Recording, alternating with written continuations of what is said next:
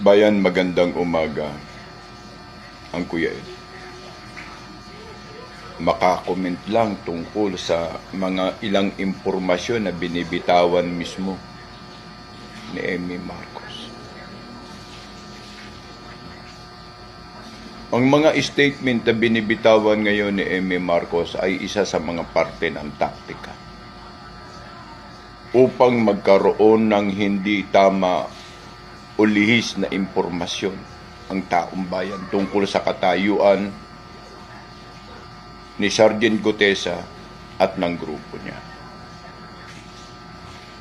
Ito po ay isa sa mga taktika kung atin pong nakikita at nalalaman. Ito po ay isa sa mga impormasyon upang magkagulo at mahati ang debosyon ng taong bayan, lalo na sa nalalapit na reckoning ng administrasyon na ito. Noong pa may wala na kaming tiwala kay Amy Marcos sa kanyang mga patumpik-tumpik at hindi tamang impormasyon na binibitawan. Ngayon po ay malawig sa amin na ang ahas ay ahas. At ang lumalabas dito ay blood is thicker than water. Yes, that is true.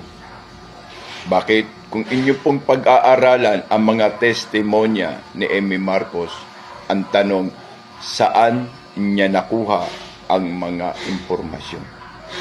Uulitin po namin, saan niya po nakuha ang mga impormasyon na si Sergeant Gutesa at ang grupo ay babaligtad na.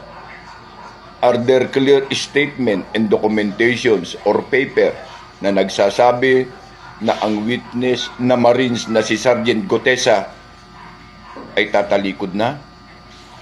Are they have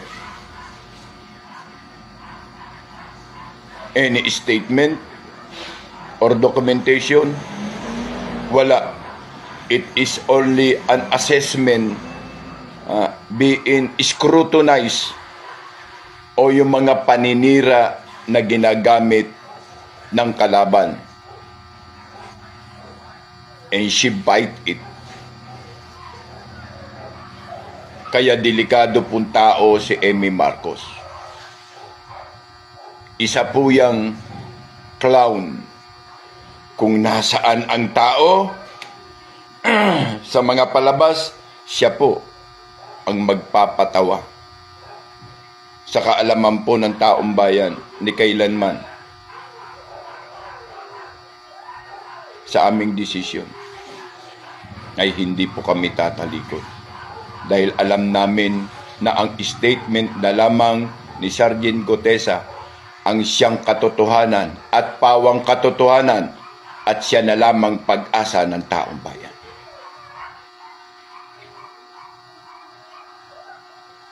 Lalaban po kami sama-sama.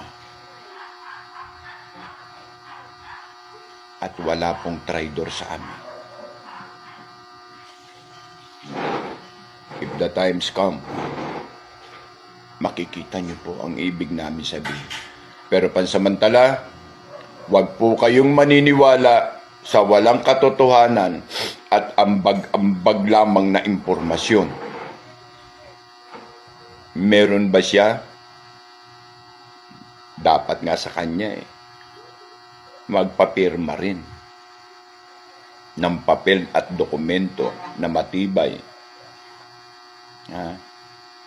At may notaryo publiko para makita natin na totoo ang kanyang mga pinagsasasabi. Ang ahas ay ahas at walang Marcos na hindi ahas. Please reminder this one. Philippine today is run by the government but a syndicate of kleptocrats. Iyan po ang ating pamahalaan ngayon. At kung maniniwala kayo sa dugtong-dugtong at walang kasiguraduhan na statement na binibitawan mismo ng another Marcos Manin, or Marcos na naman, tanga na kayo. Dahil kapit namin ang katotohanan na walang magtatraidor na Marines hanggang sa kamatayan. Magandang umaga po ang Kuya Ed.